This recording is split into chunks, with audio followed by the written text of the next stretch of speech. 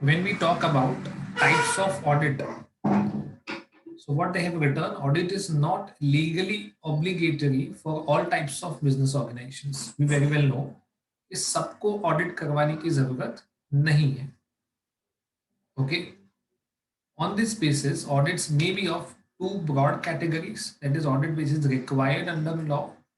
Number two is voluntary audits. पहला देखते हैं audit which is required under law. इसको हम कहते हैं स्टैट्यूटरी ऑडिट.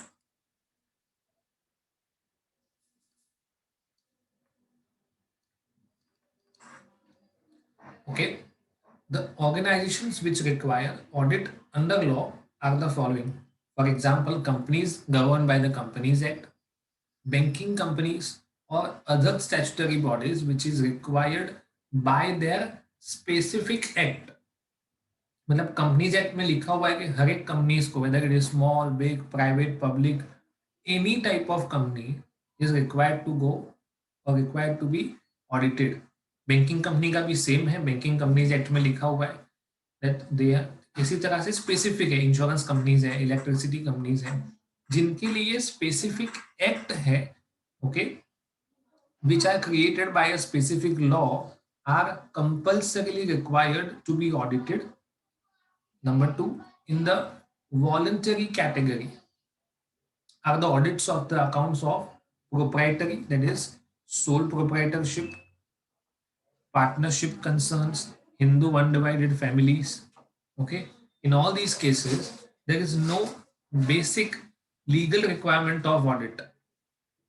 मतलब किसी भी लॉ में ऐसा नहीं लिखा हुआ है कि अगर आपका प्रोप्राइटरी कंसर्न है तो आपको कंपलसरी ऑडिट करना पड़ेगा, या हिंदू अनडिवाइडेड फैमिली है, पार्टनरशिप फर्म है, तो आपको कंपलसरी ऑडिट करवाना पड़ेगा. But yes, if they cross certain turnover limits, if they cross certain turnover limits, or let's say they declare a lesser profit margin. दो चीजें याद रखेंगे. One is they cross certain turnover limits, 2 crore का turnover cross करेगा तो, या तो उनका profit margin which is required under any law. For example, if I am a professional person, I receive my income from services, that is I am a let's say lawyer. Okay. तो lawyer को अगर अपने books of account को audit नहीं करवाना है तो वो जितनी भी फीस रिसीव करेगा उसका 50% उसको एज एन इनकम शो करना पड़ेगा, मिनिमम 50%. मतलब अगर उसने इनकम जनरेट किया 20 लाख रुपए तो उसको 50%, that is 10 lakh rupees should be the net profit. But in case वो 10 लाख से कम इनकम डिक्लेयर करता है तो वो अलाउड है, that is allowed.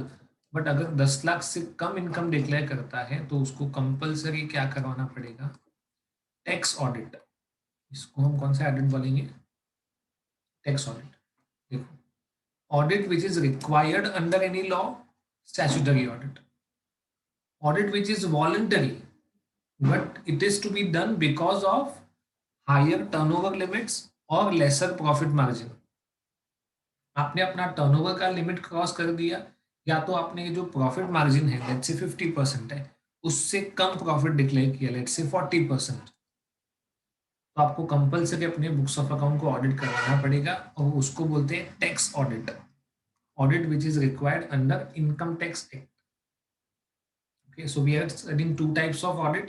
Audit which is required by law. Number two, audit which is in the voluntary category. Some may be required to get their accounts audited on the directives of government. ये हमने already discuss कर लिया है. But the important motive for getting accounts audited lies in the advantage that follow from an independent. देखो, audit तो होना ही चाहिए, पर कैसा audit होना चाहिए? Independent and that too professional audit. देखो, लॉ का रिक्वायरमेंट अपनी जगह पे है, वॉलंटरी वाला भी अपनी जगह पे कि ऑडिट करवाना पड़ेगा या नहीं करवाना पड़ेगा, that is one thing. But जो मेन मोटिव है ऑडिट करवाने का, उसका जो एडवांटेज है वो क्या है? एक तो कोई इंडिपेंडेंट प्रोफेशनल उसको चेक करता है।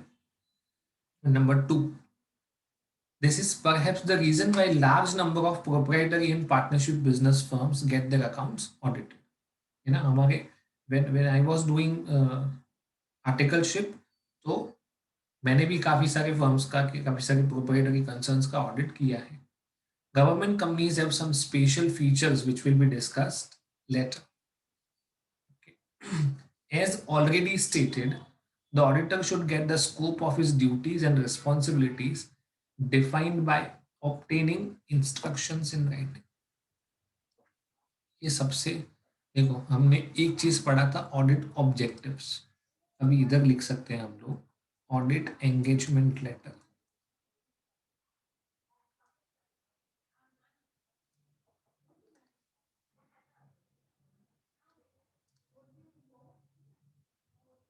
एक क्या है ऑडिट ऑब्जेक्टिव्स, दूसरा अभी ये उसी सीक्वेंस में आगे बढ़ रहे हैं audit engagement letter.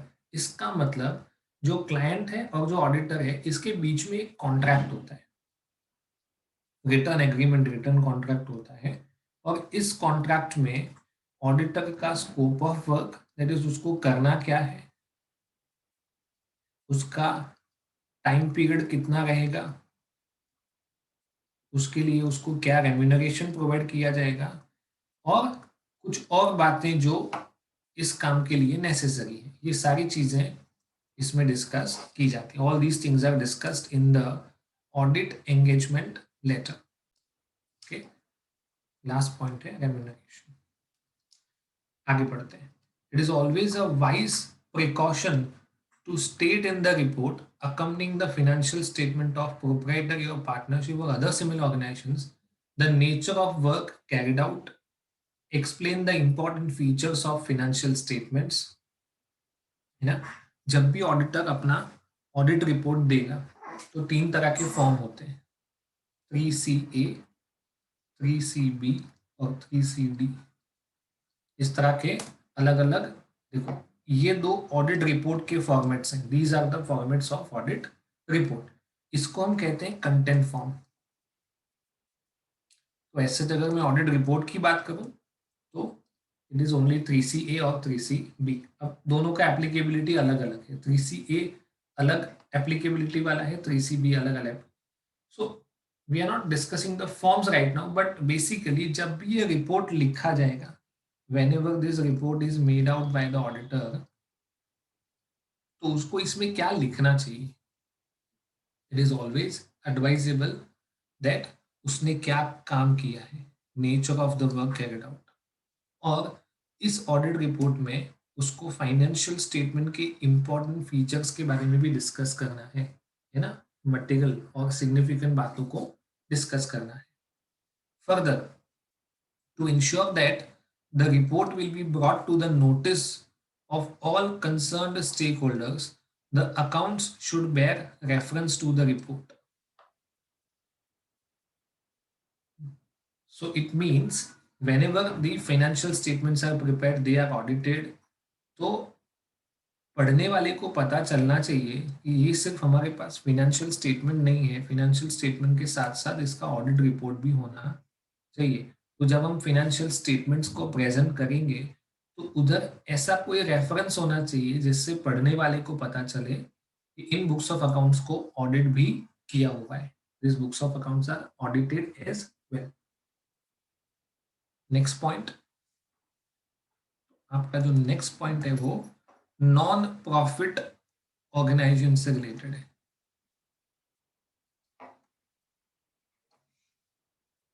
A special reference is necessary for NPO like schools, club, hospitals, etc. मतलब ये प्रॉफिट मेकिंग ऑर्गेनाइजेशन का ऑडिट है या नॉन प्रॉफिट मेकिंग, या है ना किसका ऑडिट है ये आपको स्पेसिफाई करना पड़ेगा। मोस्ट ऑफ दीज है some internal rules. Internal rules को हम लिखेंगे bylaws. What do we know, internal rules को क्या कहेंगे? Bylaws. to govern their affairs, and generally a provision about the requirement of audit is inserted. मतलब ये जो बाय लॉज बनाए जाएंगे, जैसे हम लोग कंपनीज में पढ़ते हैं, कंपनीज का आर्टिकल्स ऑफ एसोसिएशन होता है, तो जैसा कंपनीज के लिए आर्टिकल्स ऑफ एसोसिएशन है, वैसा नॉन प्रॉफिट मेकिंग ऑर्गेनाइजेशंस के लिए बाय लॉज होता है। मतलब अगर हमें इस ऑर्गेनाइजेशन, इस इंस्टीट्यूशन को चलाना है तो उसके रूल्स एंड रेगुलेशंस क्या होंगे, और उसमें एक रिक्वायरमेंट वो लोग डाल देते हैं कि इस ऑर्गेनाइजेशन का ऑडिट भी करना पड़ेगा। Most of the schools, clubs, hospitals, cooperative societies, charitable organisation जितनी भी होती हैं, उनका ऑडिट या ट्रस्ट होता ही है। They are required to be audited because of their bylaws, that is internal rules. Activity in the nature of business is not altogether ruled out, as a club may sell drinks, eatables to the members and their guests, or a school may have endowed agricultural property to yield income. देखो, non profit making organisation का मतलब ये नहीं है कि आप जो भी चीज जितने प्राइस पे खरीदोगे उतने ही प्राइस पे बेच दोगे। से फॉर एग्जाम्पल एक क्लब है, एक स्कूल है, तो उन्होंने उनकी जो कॉस्ट है उतना ही रिकवर किया अपने कस्टमर्स के पास से, ऐसा नहीं। They may earn profit, but तो फिर नॉन प्रॉफिट कैसे हुआ? Why is it considered as non profit? The thing is, those who are running the organisation can not take the money home. Profit making organisation होगा तो जो उसको चलाने वाले होंगे, जो उसके ओनर्स होंगे, जो उसके प्रमोटर्स होंगे, वो प्रॉफिट अपने पास रख सकते हैं। But in the case of NPO they can not take it home. Non profit का मतलब प्रॉफिट नहीं करेंगे, ऐसा कभी नहीं होता है। प्रॉफिट को डिस्ट्रीब्यूट नहीं करेंगे। Okay, so what makes them distinct is the absence of question of division of profit, है ना? क्या नहीं होगा? What is not going to be done? Okay, any, that is division of profit. Any surplus which may arise can only be used for achieving the objectives of organizations.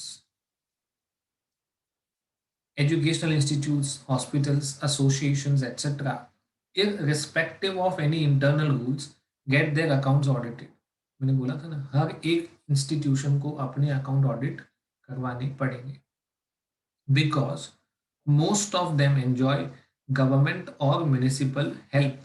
उनको government से subsidy, grant, ऐसा कुछ ना कुछ मिलता रहता है। इसीलिए गवर्नमेंट इनको इंसिस्ट करता है कि जब आपको हमारे पास से पैसों की ज़रूरत है तो फिर आपको अपने बुक्स ऑफ अकाउंट किसी इंडिपेंडेंट प्रोफेशनल ऑडिटर के पास से चेक करवाने पड़ेंगे। ओके ना, ये हम किसकी बात कर रहे थे? Schools, clubs and hospitals. ना, if we replace it by trust, trust, however, stand on a slightly different footing. These may be public trust or private trust. They can carry on business as well. In the majority of cases, trustees are private persons. They generally have two classes of beneficiaries: tenants for life and remainders. Persons to whom the accounts are of the supreme importance are often widows and minors, क्योंकि उनको कहा जाता है beneficiary. क्या कहा जाता है? They are considered as beneficiaries, क्योंकि उनके लिए ये बनाया जाता है। तो for them the accounts are most important, क्योंकि उनसे उनको पता चलता है कि इस ट्रस्ट में कितना इनकम है, कितना हमारे पीछे खर्च हो रहा है। ट्रस्ट को पूरा डिटेल बताना पड़ता है कि हमने इस साल कितना, हमें हेल्प मिला है, लोगों ने हमें कितना डोनेशन दिया है, और उसमें से एक कंडीशन है कि आपको 85% ऑफ द अमाउंट आपके ऑब्जेक्टिव्स के लिए करंट ईयर में स्पेंड करना पड़ेगा। और अगर आप नहीं कर पाते हो तो वो पैसा नहीं खर्च करने के पीछे रीजन क्या है? एनीवे, इस साल नहीं किया तो अगले साल करना पड़ेगा। जो भी फंड्स आपके पास आए हैं उसका 85% तो आपको जिस पर्पस के लिए आपने फंड्स जनरेट किए उसके लिए यूज करना ही पड़ेगा।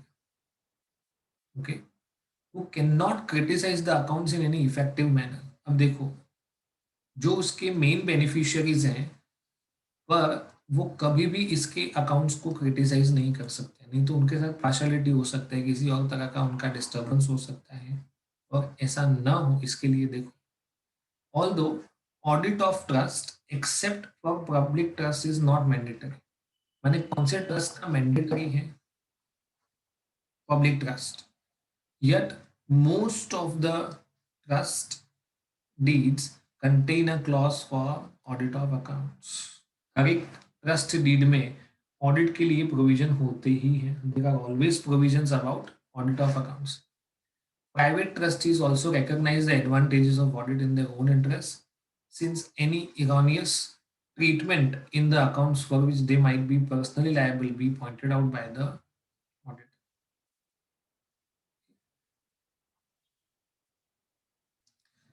Next topic is advantages of audit of financial statements. As we have already seen कि audit दो तरह से करना पड़ता है, one which is required by law, one which is voluntary. But apart from these two things, हमको audit उसके objective या मोटिव के ऊपर बेस्ड रख के करवाना चाहिए.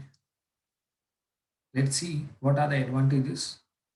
The chief utility lies in the reliable financial statement. देखो, आप किसी को नॉर्मल फाइनेंशियल स्टेटमेंट दो और दूसरा एक ऐसा फाइनेंशियल स्टेटमेंट दो जिसके ऊपर सीए के सिग्नेचर हैं. There are signature of chartered accountant. लोग क्या करेंगे? नहीं, ये सीए ने चेक किया है, we can rely on this thing, we can put trust. Okay, और ऐसा होता भी है हर बार. वो लोग मतलब जितने लोग प्रैक्टिस करते हैं ना 2 लाख, उसमें से कुछ ऐसे होंगे जो प्रॉपर अपना काम नहीं सही तरह से नहीं करते. अदरवाइज ज्यादातर मतलब सब लोग ऐसा करते हैं, वी कैन नॉट से. So the chief utility of audit lies in the reliable financial statements, on the basis of which the state of affairs may be easy to understand. हमारे लिए फाइनेंशियल स्टेटमेंट को समझना आसान हो जाएगा, क्योंकि मैंने क्या कहा था अभी, जब भी ऑडिटर अपना रिपोर्ट देगा तो वो रिपोर्ट में why, with which objective the audit was conducted, or salient features of financial statement. मतलब ऑडिटर के हिसाब से कौन से ऐसे फीचर्स थे फाइनेंशियल स्टेटमेंट के जो इंपॉर्टेंट है. ये ये दोनों चीजें ऑडिटर अपने रिपोर्ट में लिखता है, और वो रिपोर्ट में लिखेगा तो पढ़ने वाले के लिए उसको समझना आसान हो जाएगा. Apart from the obvious utility, there are other advantages. Some of these are of considerable value even to those enterprises and organizations where audit is not compulsory. These advantages are given below. It safeguards the financial interest of persons who are not associated with the management, whether they are a partner, shareholder, bank, financial institutions, public at large, etc.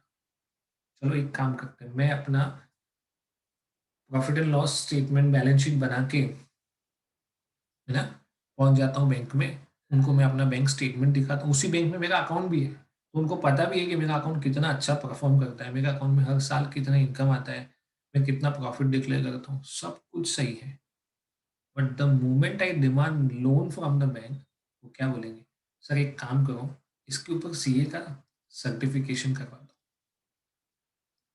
देखो, मेरा account subject to audit नहीं है ना, क्योंकि मेरा जो turnover limit है वो क्रॉस नहीं हुआ है, और मेरा कंपनी भी नहीं है. So I am not following in any cases. ना मुझे वॉलंटरी ऑडिट एप्लीकेबल है, ना ही मुझे स्टैट्यूटरी ऑडिट एप्लीकेबल है. बट फिर भी मैं अपने फाइनेंशियल स्टेटमेंट गया लेके बैंक के पास, तो बैंक क्या कहेगा? सर एक काम करो, किसी सीए के पास से उसको सर्टिफाई करवा दो. Now we can understand the importance of auditing और सर्टिफिकेशन. वो लोग क्या मान लेंगे? इफ द चार्टर्ड अकाउंटेंट है certified, it means it is having some value, we can trust, we can rely. Okay, और इसकी वजह से बैंक वालों को तसल्ली हो जाएगी कि हमारा फाइनेंशियल इंटरेस्ट सेफ गार्डेड है. जस्ट बिकॉज सिग्नेचर, पहले भी फाइनेंशियल स्टेटमेंट था, अभी भी फाइनेंशियल स्टेटमेंट है, पर एक नॉट सर्टिफाइड है, दूसरा सर्टिफाइड है, तो ऑब्वियसली भले ना सीए ने उतना डिटेल में जाके चेक ना किया हो, मैंने बोला किया तुम मुझे तो जानते हो, अभी कर दो ना साइन, मैं तुमको सर्टिफिकेट का पैसा देने के लिए रेडी हूँ, तो उसने कर दिया साइन. नॉर्मली ऐसा नहीं होना चाहिए, मैं ये डिस्कशन कर रहा हूँ. बट फिर भी और बैंक वाले को भी पता है कि सीए ने भले डिटेल में चेक ना किया हो, ऊपर ऊपर से उसने देखा होगा, तो उसको एटलीस्ट इतना तो पता चल जाएगा कि ये फाइनेंशियल स्टेटमेंट रिलायबल है या नहीं है। Number two, it acts as a moral check on the employees. Like, if your parents give you pocket money and do not ask that where you spent it, when you spent it, how much you spent, तो आपको डर नहीं होगा आप गलत सलत जगह पे पैसा खर्च करके आओगे, है ना। ऐसा पॉसिबिलिटी है, I am not saying all are doing, but ऐसा पॉसिबिलिटी है कि आप कहीं पे थोड़ा गलत खर्चा कर दो, एक्सेस एक्सपेंडिचर कर दो। But if they have the habit of asking कि अगर आपको मैंने पॉकेट मनी दिया है 2000 रुपीज, तो मुझे उसका डिटेल्स चाहिए, आप पूरा खर्च कर दो, उसका प्रॉब्लम नहीं है, बट आई नीड डिटेल्स। तो आपके ऊपर एक प्रेशर रहेगा कि नहीं, मुझे मेरे मम्मी या पापा को जवाब देना है, I need to be careful while spending. In similar manner, जब आपको एम्प्लॉयज को पता है कि उनका जो भी काम है, whatever work they are doing, it is going to be audited, उसका ऑडिट होने वाला है, तो उनके ऊपर एक मोरल चेक रहता है, यार मैं अगर ये काम करूंगा पकड़ा जाऊंगा तो अननेसेसरी प्रॉब्लम हो सकती है, बेटर मैं अच्छे से काम करता हूँ। Okay, so it has acts as a moral check on the employees from committing defalcations और एम्बेजलमेंट। किसी भी तरह की चोरी या चीटिंग करने से पहले वो सोचेगा कि इन केस में पकड़ा गया तो। Number three, helpful in settlement of liability for taxes. Hmm. इस दूसरा है negotiating loans, I have already discussed. For determining the purchase consideration for a business, हमने एडवांस अकाउंट में देखा था, है ना, मर्जर एंड अमालगमेशन। और उसमें हम कौन सी बेसिस पे देखते थे, there are a number of methods for deciding purchase consideration, but if we see net asset method, तो हम कैसे मान लें कि balance sheet values are fine, जो भी वैल्यूज डिक्लेयर्ड है, सेलिंग कंपनी ने जो भी वैल्यूज डिक्लेयर की है वो प्रॉपर है। तो उसके लिए अगर देखेंगे, if they are certified, they are audited by chartered accountants, हमें इसमें डरने की कोई ज़रूरत नहीं है। दूसरा है determining loans, sorry negotiating loans, and number three settling liability for taxes. Even income tax department or any other taxation department will also consider audited report as proper.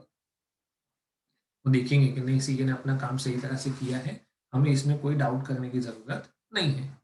Number four, these are also helpful for settling trade dispute for higher wages or bonus, as well as claims in respect of damages suffered by property by fire or some other calamity।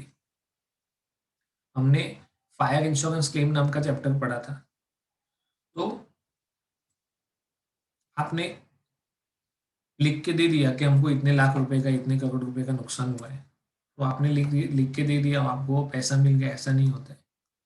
Your books of account will be checked, देखा जाएगा कि इसका auditing है या नहीं, आपने proper books of account maintain किए हैं या नहीं, आपने जो क्लेम सबमिट किया है उसके लिए आपके पास एविडेंस है या नहीं। और अगर जो बुक्स ऑफ अकाउंट ऑडिटेड हैं और अनऑडिटेड है, तो ऑब्वियस है कि इंश्योरेंस कंपनी है वो ऑडिटेड फाइनेंशियल स्टेटमेंट को ज़्यादा ट्रस्ट करेंगे। They will rely more on the audited financial statements. उसमें देखेंगे कि अगर इसमें क्लोजिंग स्टॉक इतना लिखा है ना, then there are very less chances of doubt. अगर ऑडिटर ने चेक किया है तो हमें एज सच इसमें डाउट के चांसेस काफ़ी कम हो जाते हैं। तो आपके लिए क्लेम अमाउंट को फाइनलाइज करना, वेज के डिस्प्यूट्स को सेटल करना, है ना, जिसे वर्कर्स को प्रॉफिट शेयरिंग फंड दिया जाता है, तो वर्कर्स ऐसा बोलेंगे कि कंपनी अननेसेसरीली प्रॉफिट कम दिखा रहा है और हमारे उसकी वजह से हमारे जो फंड्स हमें मिलने चाहिए वो हमें नहीं मिल पा रहे हैं। तो अगर सीए बोलेगा नहीं नहीं मैंने इसको ऑडिट किया है और जो भी लिखा हुआ है वो प्रॉपर है, then they will consider it. मतलब जो ट्रेड डिस्प्यूट्स हैं उसको सॉल्व करने के लिए भी ऑडिटेड फाइनेंशियल स्टेटमेंट्स हेल्पफुल होते हैं। Number five, an auditor can also help in detection of wastages and losses to show the different ways by which these might be checked, especially those that occur due to absence or inadequacy of internal checks or internal control. इसमें मैं एक detail में discussion करता हूँ आपके साथ. Audit ascertains whether the necessary books of account and allied records have been properly kept and helps the client in making deficiencies or making good deficiencies or inadequacies in this. Obvious है, auditor क्या check करेगा? Prima facie accounts, और वो देखेगा कि books of account को properly रखा हुआ है या नहीं, हैव बीन प्रॉपरली केप्ट और नॉट. और अगर इसमें कोई डेफिशिएंसी है, इनएडिक्वेसी है, तो वो सजेशन देगा. ये देखो, नेक्स्ट टाइम से जब भी आप जर्नल एंट्री करो, लेजर पोस्टिंग करो, ट्रायल बैलेंस बनाओ, बैलेंस शीट्स बनाओ, पी&एल बनाओ, आपको इन सब बातों का ध्यान रखना है. There are two ways. One is कि जब भी कोई इनएडिक्वेसी दिखी सिस्टम में, डेफिशिएंसी दिखा, ऑडिटर ने खुद उसको रेक्टिफाई कर दिया, किसी को बताया नहीं. अगर ऑडिटर ऐसा करेगा तो हर बार वो इनएडिक्वेसी रिपीट होगी और हर बार उसी को ही वो सॉल्व करना पड़ेगा, क्योंकि वो किसी को सिखा नहीं रहा है. But at the same time auditor अगर किसी को सिखा देता है, मैनेजमेंट को बता देता है कि देखो आप ये जो तरीका अपना रहे हो अकाउंटिंग का वो थोड़ा गलत है, मैं जैसा बोलूँ वैसा करो. एक बार आपने सिखा दिया, चलो मान लो दूसरी बार सिखाना पड़ा, तो फिर लाइफ टाइम के लिए प्रॉब्लम सॉल्व. आपको क्या करना चाहिए? To give suggestions to the client in making good the deficiencies or inadequacies in this respect. Next point. As an appraisal function, audit reviews the existence and operations of various controls in the organizations, reports weaknesses, inadequacies, etc. in इसको कहा जाता है risk assessment and internal control.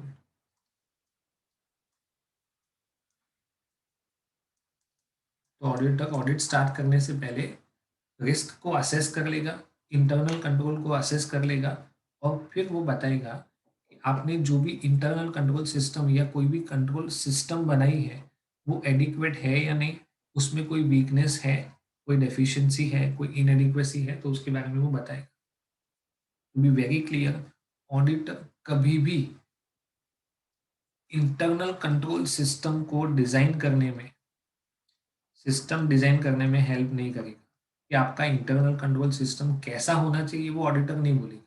हाँ, वो इसको check करेगा, उसको कुछ बोलने जैसा लगेगा तो वो क्या कहेगा कि मेरे हिसाब से मेरा सजेशन ये है, आप इसको फॉलो करोगे तो आपके लिए बेटर है. ये भी क्या करना है? एडवाइस, कंपल्शन नहीं. ऑडिटर कभी भी जिद नहीं कर सकता है कि आपको ये करना पड़ेगा. Audited accounts are of great help in settlement of accounts at the time of admission or death of a partner. Obvious है.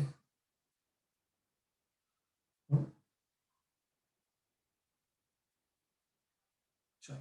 Next is government may require audited and certified financial statements before it gives assistance or issuing a license for a particular trade. Obvious है. Government से for example अभी sugar industry के लिए government ने package declare किया था, है ना?